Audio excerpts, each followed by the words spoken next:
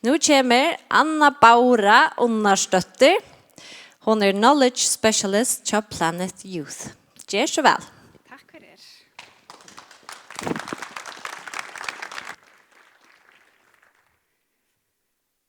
Góðan daginn. Góðan daginn. Halló. Ok, hei. Ég heiti Anna Bára og ég frá Íslandi.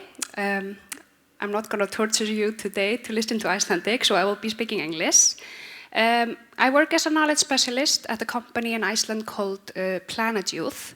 It's a research and consultancy company, which is based in Iceland, and we are actually working all over the world in 20 different countries. Teaching communities, regular communities, to implement the Icelandic prevention model.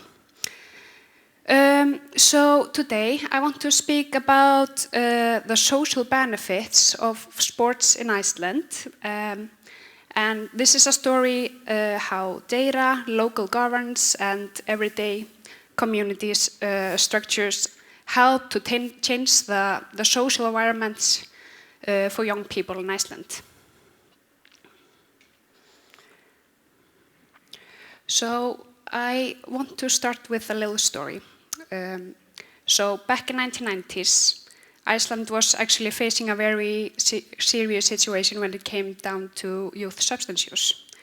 And if you can see the picture in the background, this was a regular weekend in Reykjavik around 1997, 1998. 43% of our youth were drinking every month, and 23% were daily smokers.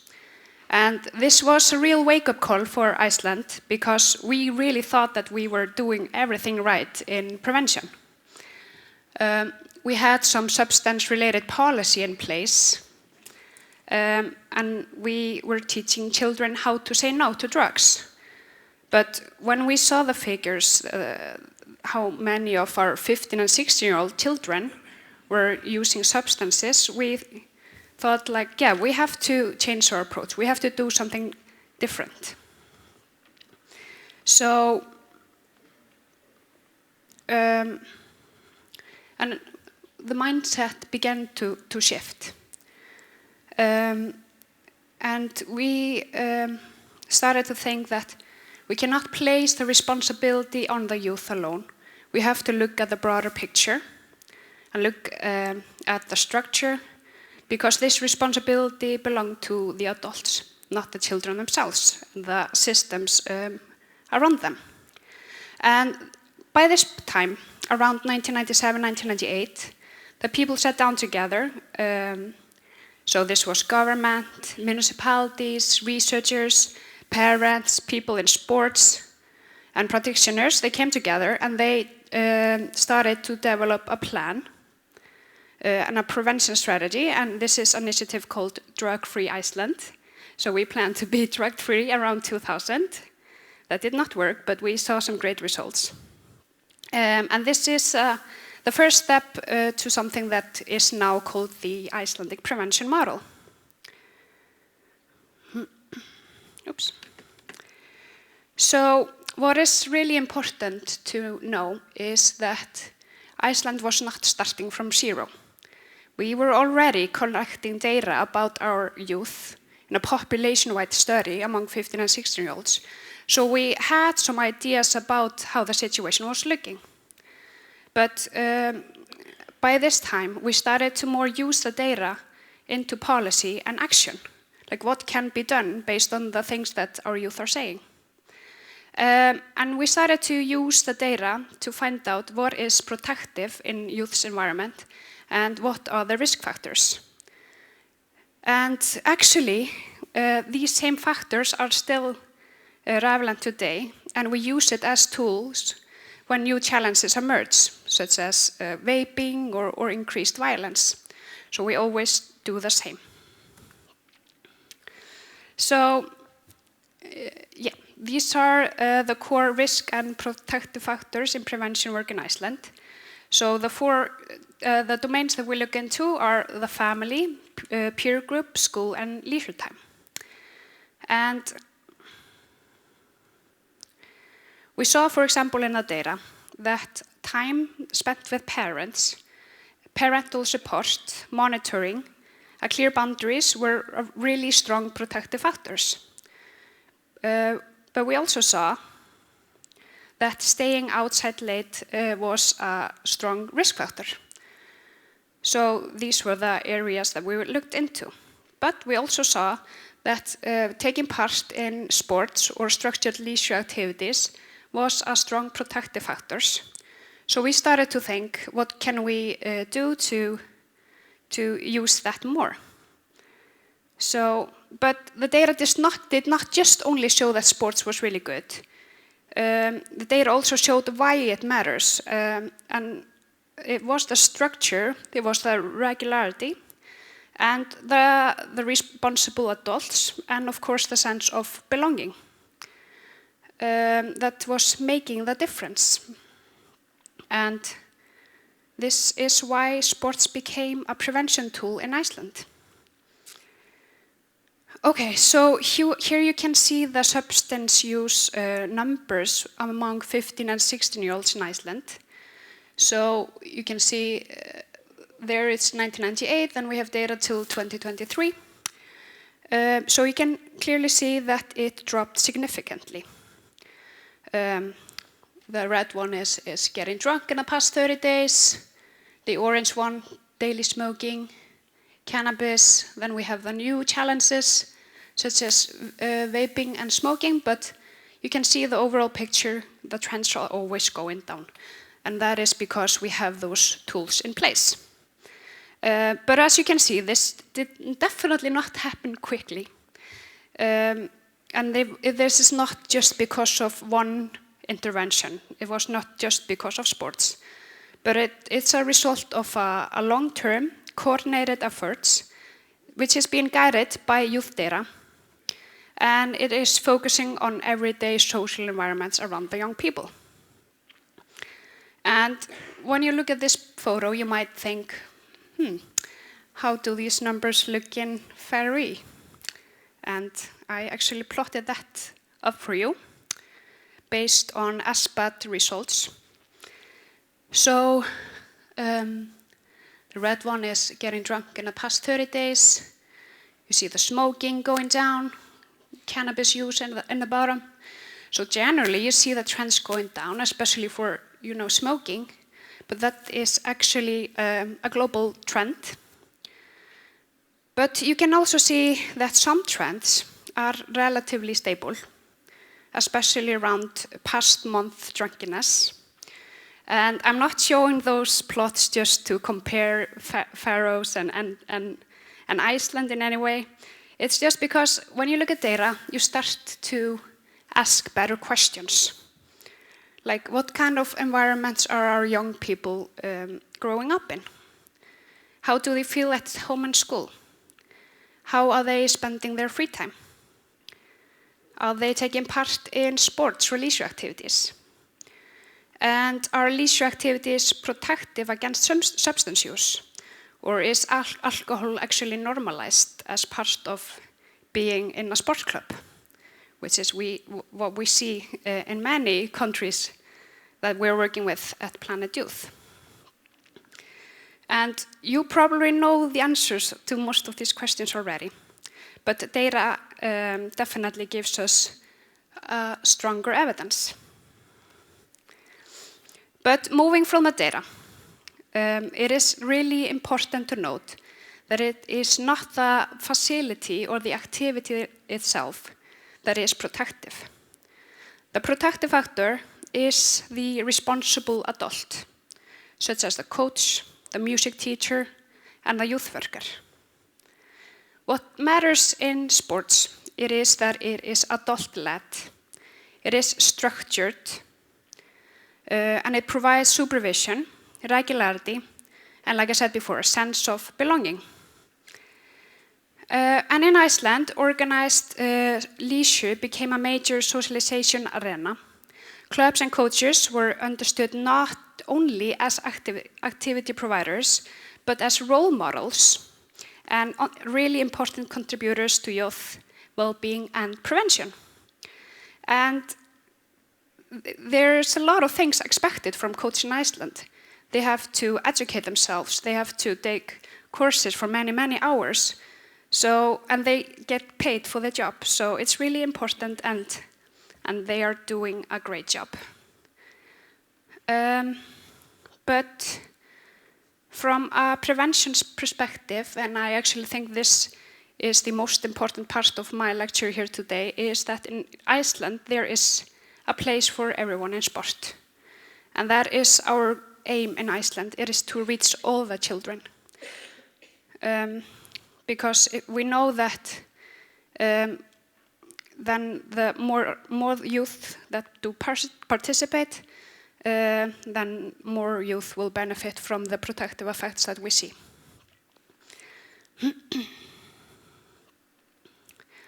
Okay, I want to speak a little bit about the municipalities in Iceland. I just drafted a picture of, we have 62 municipalities in Iceland. The smallest is with population of 53, and the biggest is of course Reykjavik with a population of 138,000. But the municipalities, they do play a central role in prevention in Iceland. And they are responsible for many of the systems and the services that shape young people's everyday lives. And sports do not stand alone. Municipalities, they coordinate the sports with the schools, with youth work and health services. And municipalities, they always look at, they also use the data to guide their work.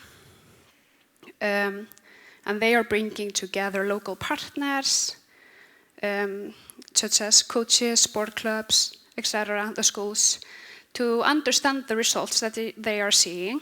And based on the data that they see, they set priorities and turn evidence on risk and protective factors into local actions. And we see that, for example, in Kópavogur municipality now, they are making actions on screen time. So they are banning screens altogether in schools. So it's really impressive if they see something in the data, then they do really well on acting on it. But it's not just about the buildings. The municipalities, they also support coaching, structured programs, and the club cultures that focus, of course, on inclusion and participation. And in many communities in Iceland, municipalities also support initiatives and practical solutions like the leisure buses. So it's buses that are transporting children and young people directly from school to the leisure activity. So there are not any barriers for families related to that.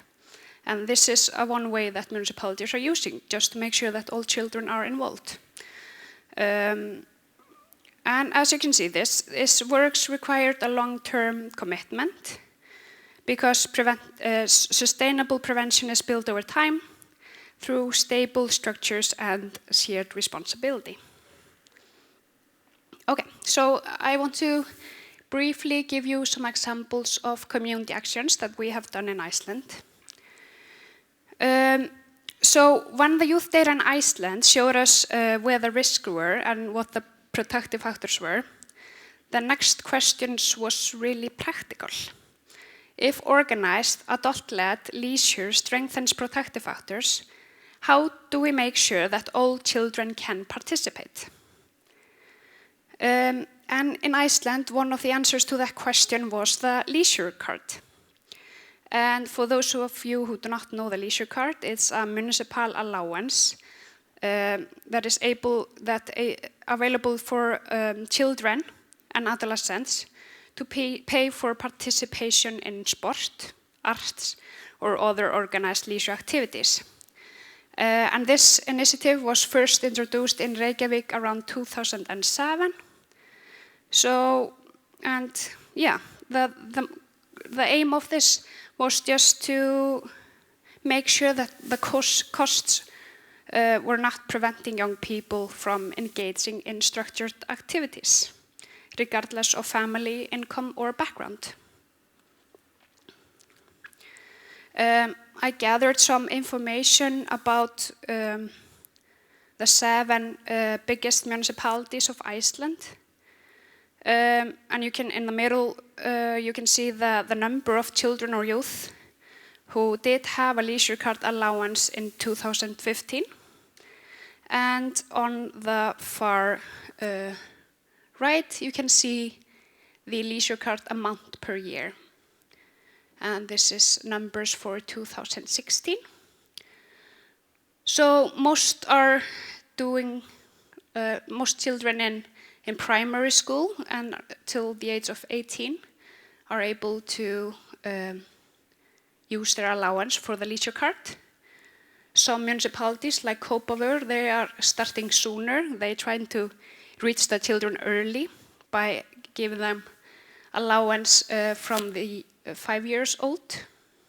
It's even a higher amount than for the other children, just to try to get them started. So I think that's a really smart approach.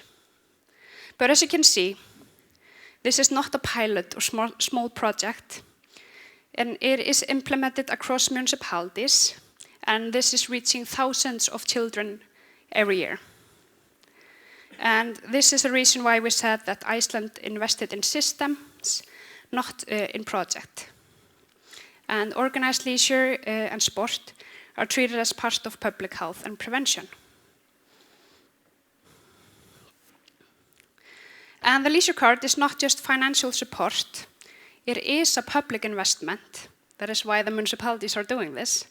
And in return, the municipalities, of course, expect the leisure activities to be open to all children and young people. They have to be fun, they have to be age appropriate, they have to offer a positive adult guidance and supervision by a trained coach, and they have to be aligned with the broader well-being goals. And this is a question we get a lot when we present the leisure card abroad. It is really important to note that the money never goes into the hand of individual families. It moves directly from the municipality to a sports club or leisure activity provider once the child signs up for the leisure activity.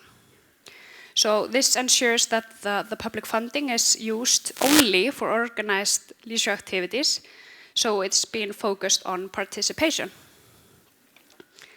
It's also important to note that if the allowance is not used, it is lost. It does not accumulate over time.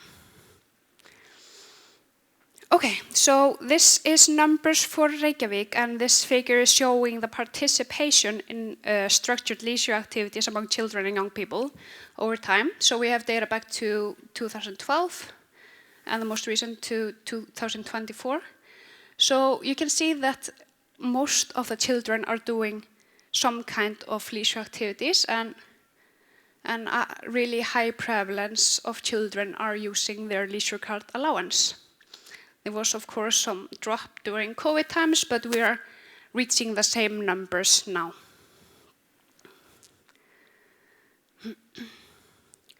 And actually, municipalities, they look at participation numbers down to postal numbers.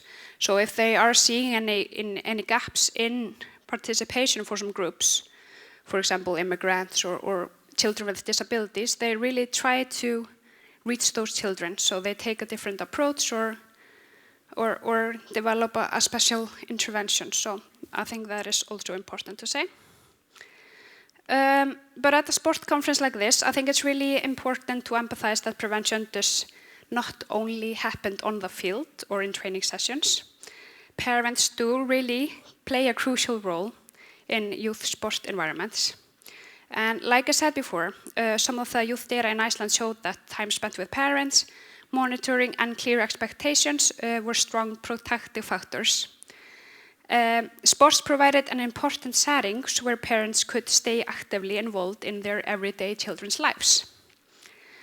And in Iceland, parent cooperation within sports club was actively encouraged.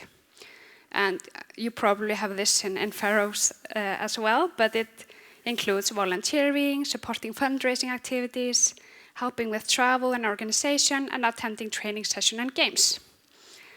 And I think this is really important. Parents are present, they are visible, and they are supportive on the sideline, but not as coaches or referees, but as adults contributing to a safe, structured, and positive environment. And this kind of involvement really strengthened the club culture in Iceland because it was reinforcing shared norms, increased social capital, and helped create a sense of belonging for both young people and their families. And from a prevention perspective, this matters because sports become more than just an activity. It becomes a community where adults share responsibility for youth well-being. But one of the key lessons from Iceland, that is no single actor can do this work alone. Strong outcomes come from shared responsibility. And parents do play an important role by supporting participation in structured leisure and reinforcing routines and expectations at home. Schools contribute by aligning their schedule with after-school activities, making it easier for children and young people to participate. Sport clubs are not just places to train or compete. They function as safe social spaces where young people spend a significant part of their everyday life. And research complete the system by building regular feedback through youth surveys. And this allows communities to see what is working, what is changing, and where new challenges are emerging.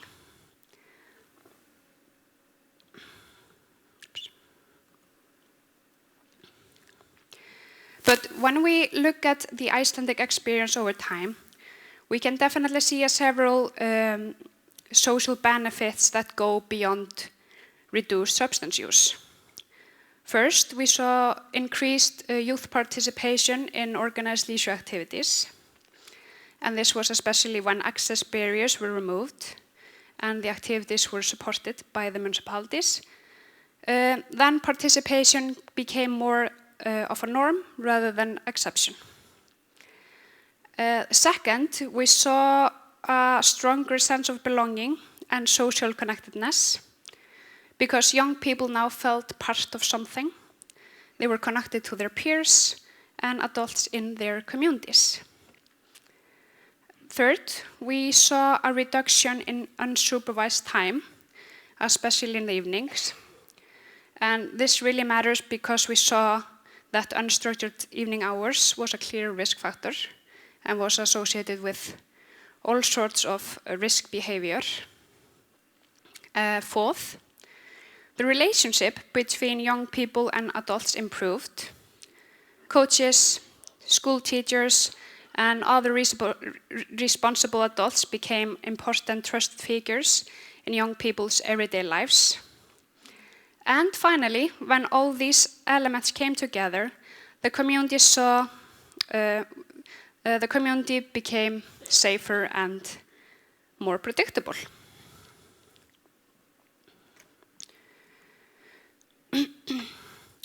But I think it's really important to emphasize that nothing that you have seen here today is unique to Iceland.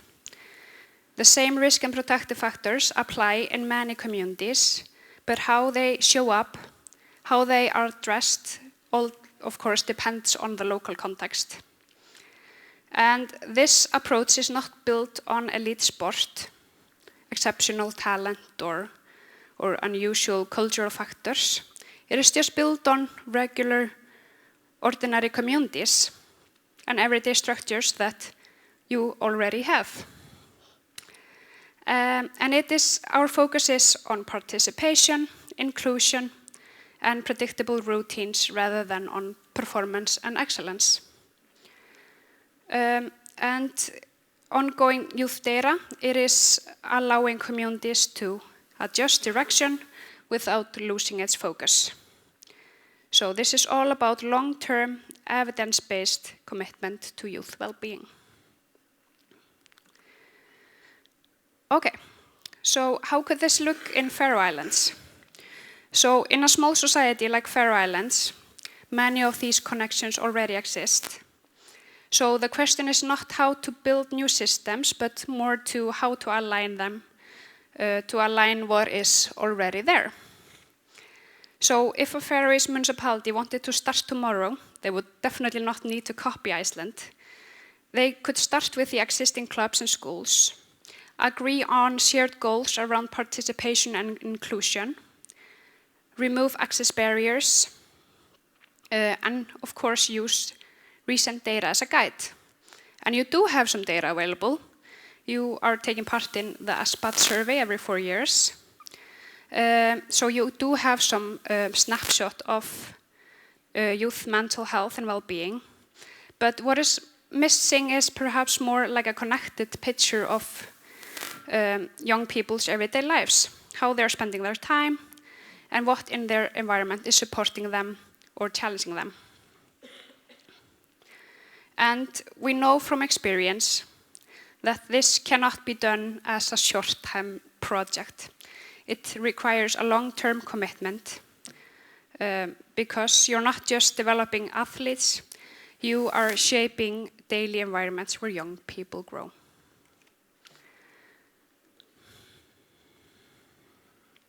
So at this point, I just want to briefly introduce my work at Planet Youth as a way of supporting communities that want to work more upstream. So Planet Youth is currently working with communities in 20 countries around the world. We support communities in adapting and implementing the Icelandic prevention model. So we are providing guidance, training, and resources that help communities develop data-driven strategies to improve youth well-being and foster healthier social environments for young people. And this work is based on 25 years of research and practical experience from Iceland. We use a standardized tool, which we call the Planet Youth Survey, which the communities use to collect data. And this tool usually targets, like the ASPAT study, 15 and 16-year-olds.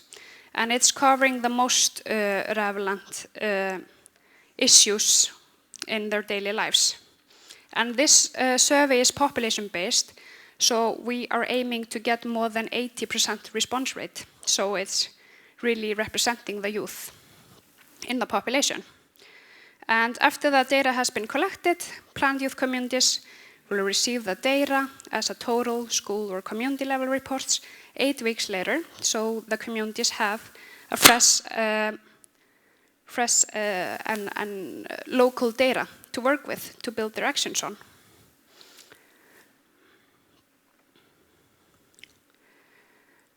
You can learn more about Planet Youth on our website, but I just want to briefly mention our annual conference, which will take place in early May. It is actually a 3-day event where we explore the core principles behind the Icelandic prevention model. And there will be speakers from communities around the world who are using the Planet Youth Guidance Program in practice, and a full day focused on the Icelandic experience, including study visits to different municipalities in the afternoon. So yeah, this conference is really relevant for anyone who is interested in more upstream primary prevention and want to do something in strengthening the well-being of children through everyday community systems. So the key lesson from the Icelandic experience is simple. Sports create social benefits when it's intentional, inclusive, and coordinated. The real impact does not come from the activity alone, but from the systems around it. So when communities invest together and stay committed over time, the young people will benefit together.